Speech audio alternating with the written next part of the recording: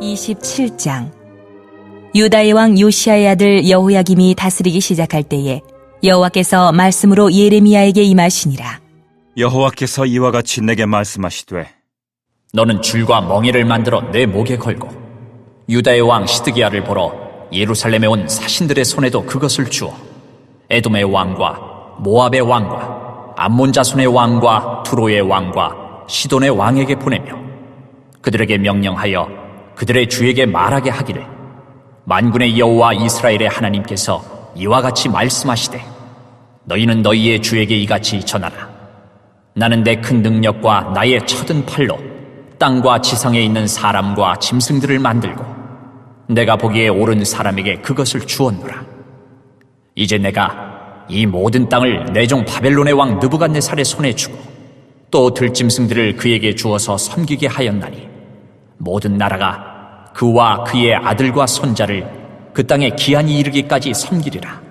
또한 많은 나라들과 큰 왕들이 그 자신을 섬기리라. 여호와의 말씀이니라. 바벨론의 왕 느부갓네살을 섬기지 아니하며 그 목으로 바벨론의 왕의 멍에를 매지 아니하는 백성과 나라는 내가 그들이 멸망하기까지 칼과 기근과 전염병으로 그 민족을 벌하리라. 너희는 너희 선지자나 복술가나 꿈꾸는 자나 술사나 요술자가 이르기를, 너희가 바벨론의 왕을 섬기게 되지 아니하리라 하여도 너희는 듣지 말라. 그들은 너희에게 거짓을 예언하여 너희가 너희 땅에서 멀리 떠나게 하며 또 내가 너희를 몰아내게 하며 너희를 멸망하게 하느니라. 그러나 그 목으로 바벨론의 왕의 멍에를 메고 그를 섬기는 나라는 내가 그들을 그 땅에 머물러 밭을 갈며 거기서 살게 하리라 하셨다 하라.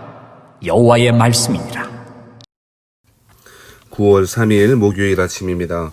오늘 아침에는 27장 1절부터 11절의 말씀을 가지고 함께 묵상하겠습니다. 오늘 본문의 말씀은 유다왕 요시야의 아들 여호야김이 다스리기 시작할 때라고 시작하는데요. 27장 1절에 여호야김은 시드기야로 읽어야 할 것입니다. 오늘 우리 성경의 개역개정 성경의 나나주에도 여호야김은 시드기야라고 읽는 것으로 그렇게 나와 있습니다. 아무튼 시드기야가 다스리기 시작할 때에 하나님께서 예레미야에게 주신 말씀인데요. 그 말씀의 내용이 무엇입니까? 예레미야가 줄과 멍에를 만들어서 목에 걸고 유다의 왕 시드기야를 보러 예루살렘에 온 사신들에게 그것을 주라는 것입니다. 당시에는 5명의 사신들이 왔었는데요. 에돔, 모압, 암몬, 두로, 시돈의 사신들에게 줄과 멍에를 만들어서 목걸이를 만들어서 그들에게 주라는 것입니다. 그 메시지의 핵심은 무엇입니까? 줄과 멍에는 바벨론의 포로로 끌려갈 것을 예언하고 있습니다. 그래서 4절 말씀에는 이렇게 이야기하죠. 그들에게 명령하여 그들의 주에게 말하게 하기를, 만군의 여호와 이스라엘의 하나님께서 이와 같이 말씀하시되, 너희는 너희의 주에게 이같이 전하라. 그러면서 그 전하는 내용이 무엇입니까? 5절부터 7절의 내용이죠. 그 내용의 핵심은 무엇입니까? 요약해보자면 이스라엘 사람들 뿐만 아니라 그 모든 나라의 사람들이 바벨론 왕 느부갓네살에게 항복하고 그들이 섬겨야 한다. 바벨론 나라를 섬겨야 한다라고 하는 내용이었습니다. 바로 예레미야를 통해서 상징적인 행동 예언을 통해서 주신 메시지의 핵심은 바로 이것이죠. 이것은 이스라엘 사람들에게 받아들이기 쉽지는 않았을 것입니다. 왜 그렇습니까? 하나님 나라, 우리 계속 이야기하듯이 어떻게 하나님의 나라가 멸망할 수 있겠는가? 더군다나 이방 나라, 하나님을 알지도 못하는 저 바벨론과 같은 나라에 포로로 끌려갈 것인가? 그리고 살려면 저 바벨론 나라에 항복하라 라고 하는 것이 예레미야의 메시지 핵심 아닙니까? 그것은 전혀 받아들일 수 없었을 것입니다. 하나님은 왜 그렇게 말씀하시고 왜 그렇게 하실까요? 우리는 하나님의 기쁘신 뜻을 다 헤아릴 수는 없겠습니다만 분명한 건 이스라엘 사람들이 이제 스스로 회복하고 스스로 하나님 앞에 나와 순종할 수 있는 그러한 기회 혹은 그런 능력마저도 상실했기 때문일 것이다 라고 그렇게 추측해 볼 수 있을 것입니다. 하나님은 예레미야 선지자 앞서 수많은 선지자들을 보내셨습니다. 어제도 말씀드렸듯이 미가와 같은 선지자, 우리야와 같은 선지자들을 보내셔서 백성들이, 이스라엘 사람들이 회개하고 하나님께 돌아와야 할 것이고 우상을 섬기지 말고 하나님만을 섬겨야 할 것이고 주의 말씀 순종하여야 될 것이다 라고 하는 이야기를 수없이 보냈음에도 불구하고 그의 말을 듣지 않았습니다. 심지어 우리와 같은 선지자는 죽여버려서 시체를 평민의 모지에 던지기도 했다고 했지 않습니까? 이제 하나님은 이스라엘 스스로 하나님 앞에 회개하고 회복할 그런 기회마저도 없을 것이라 생각하고 계시는 것입니다. 그래서 하나님은 이스라엘을 흩어버리시겠다 결심하셨고 그 흩어버리시는 그 도구로 사용되어지는 것이 누구입니까? 바벨론인 것입니다. 당시에 큰 제국을 이루었던 바벨론 나라를 통하여 하나님은 이스라엘을 심판하시고 이스라엘 땅을 정화시키시고 거룩하게 하시고 하나님의 공의를 시행하시고 다시금 하나님의 나라 이루어 가시기를 원하셨던 것입니다. 그래서 이스라엘뿐 아니라 주변에 있는 나라를 모두 즉 에돔, 모압, 암몬, 두로, 시돈 할 것 없이 다 바벨론의 다스림을 받게 될 것이다. 그렇게 예언하고 있다는 것입니다. 줄과 멍에를 매는 것은 쉽지 않은 것입니다. 우리에게도 그렇지 않겠습니까? 줄과 멍에를 매어 누군가의 압제 가운데 있다는 것이 얼마나 힘든 일이겠습니까? 하지만 하나님 그것을 통하여 하나님의 나라를 이루시겠다고 다시금 이야기하고 계시는 것입니다. 때때로 우리는 줄과 멍에를 매어야 할 때가 있을 것입니다. 압제된 것과 같이 답답하고 우겨싸움을 당할 때도 있을 것입니다. 하지만 그때라도 하나님은 그것을 통하여 하나님의 나라를 이루실 것입니다. 오늘 본문의 말씀은 이 사실을 잘 이야기하고 있는 것입니다. 그렇다면 우리가 매야 할 멍에, 우리가 매야 할 짐이 무엇이겠습니까? 그것은 예수님께서 말씀하셨듯이 마태복음 11장 28절 말씀에서 이야기하셨죠. 누구든지 나의 멍에를 메고 나의 짐을 지라 그렇게 이야기하지 않았습니까?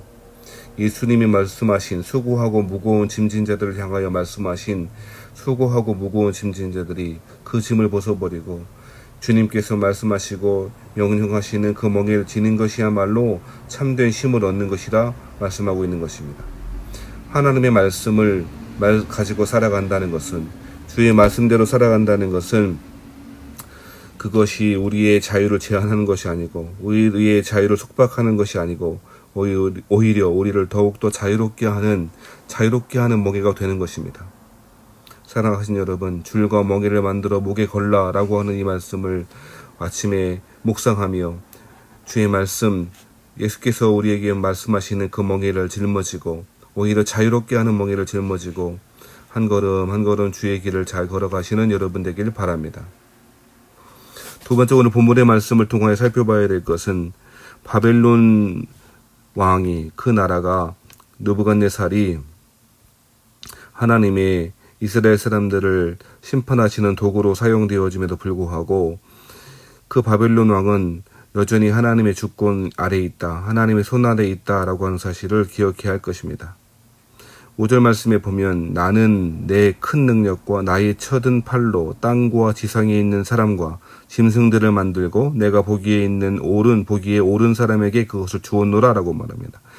6절에도 이제 내가 이 모든 땅을 내 종 바벨론의 왕 느부갓네살에 주고 들짐승들을 그에게 주어서 섬기게 하였나니 라고 말합니다. 7절 말씀에도 그 바벨론 왕이 다스리는 기간 즉 한시적인 통치가 될 거라고도 이야기합니다. 7절 말씀에 보면 모든 나라가 그와 그의 아들과 손자를 그 땅의 기한이 이르기까지 섬기리라 라고 말합니다. 즉 5절과 7절 말씀을 통하여는 바벨론 왕이 이스라엘을 심판하고 다스리는 기간에는 분명히 한시적인 기간이 될 수밖에 없고 그건 역시나 하나님의 주권 아래에 있다는 것입니다. 하나님의 능력으로, 하나님의 팔로 하나님이 그렇게 하시겠다라고 선언하고 있다는 것입니다.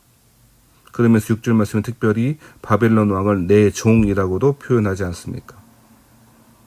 사랑하신 여러분, 우리는 압제당할 때마다, 우겨싸움을 당할 때마다 여전히 우리는 하나님의 손 안에 있음을, 신자는 하나님의 그 능력 아래에 있음을, 하나님의 그 쳐든 팔 아래에 있음을, 하나님의 주권 아래에 있음을 인정하고 신뢰해야 할 것입니다. 신자는 하나님의 주권, 하나님의 다스림 안에 있는 사람이고 우리가 알지 못하는 때라도 하나님은 여전히 일하고 계심을 믿는 것이 바로 신자들의 몫일 것입니다. 실제로 바벨론 사람들은 느부갓네살의 손자 때에까지 통치하다가 주전 539년에 메대 바사의 연합국에 의해서 멸망당하게 되지요. 강력한 제국이 이루었던 바벨론마저도 결국에는 무너지고 하나님의 섭리 안에 있음을 우리가 볼 수가 있는 것입니다. 하나님의 섭리하심과 하나님께서 다스리심을 우리가 잘 느끼지 못하고 알지 못한다 할지라도 우리는 여전히 하나님의 은혜 안에 있음을 신뢰해야 할 것입니다. 그것이 믿음의 자세일 것입니다. 신앙의 길은, 믿음의 길은 잘 보여서 가는 것이 아니고 보이지 않는다 할지라도, 안개와 같이 희미하다 할지라도, 캄캄하다 할지라도 주님을 향한 신뢰와 하나님의 섭리하심을 믿고 한 걸음 그 길을 걸어가는 것입니다. 오늘 본문의 말씀을 통하여 이 사실을 잘 보여주고 있다는 것입니다. 세 번째로 우리가 오늘 본문의 말씀을 통해 살펴봐야 될 것은 거짓 예언자들에게서 돌아서야 한다는 것입니다. 9절 말씀에 보면 이렇게 이야기하고 있습니다. 선지자, 너희 선지자나 복술가나 꿈꾸는 자나 술사나 요술자가 이르기를 너희가 바벨론의 왕을 섬기게 되지 아니하리라 하여도 너희는 듣지 말라라고 말합니다. 10절 말씀에 보면 그것은 거짓 예언이라고 말합니다. 너희 선지자라고 말합니다. 하나님이 보내신 선지자가 아니고 너희들이 만들어낸 선지자, 너희 귀에 듣기 좋은 말만 해주는 선지자라고 말합니다. 복술자들, 꿈꾸는 자들, 술사나 요술자들 믿지 말라는 것입니다. 거짓 예언자들에게서 돌아서야 한다는 것입니다. 거짓 예언자들의 특징이 무엇이라고요? 듣기 좋은 거짓 메시지를 하는 것입니다. 듣기 좋은 말만 하는 것입니다. 하나님의 말씀을 전하는 것이 아니고 부담 없는 말, 편한 말, 듣기 좋은 말만 하는 것입니다. 평안하다, 평안하다 하는 것입니다. 평안이 없는 때에, 주의 말씀을 떠나간 그 때에 오히려 하나님의 말씀이 아니라 자신의 마음대로, 자신의 뜻대로 평안함을, 가짜 평안을 선포하는 메시지, 그것이 거짓 선지자들이 하는 행동이라는 것입니다. 그런 사람들에게서 돌아가야 할 것입니다. 돌이켜야 할 것입니다. 사랑하신 여러분, 이 시대에는 참으로 거짓 선지자들이 판치는 시대가 아니겠습니까? 주의 말씀을, 진리의 말씀을 분별해 전하는 것이 아니고 그저 헛된 기대, 헛된 소망, 헛된 평안만을 전하는 가짜 선지자들이 판치는 시대 가운데 주의 말씀을 잘 분별하시는 여러분 되길 바라고 진리의 말씀으로 돌이키시는 여러분 되길 바랍니다. 사랑하신 여러분, 오늘 본문의 말씀을 통하여 줄과 멍에를 매는 것에 대해서 말씀드렸습니다. 주께서 말씀하신 수고하고 무거운 짐을 지고 살아가는 인생들에게 주신 주께서 명령하시는 그 명예, 말씀대로 살아가는 길이야말로 우리를 자유롭게 하는 길임을 신앙하시고 주의 말씀대로 오늘도 승리하시는 여러분 되시기를 바랍니다.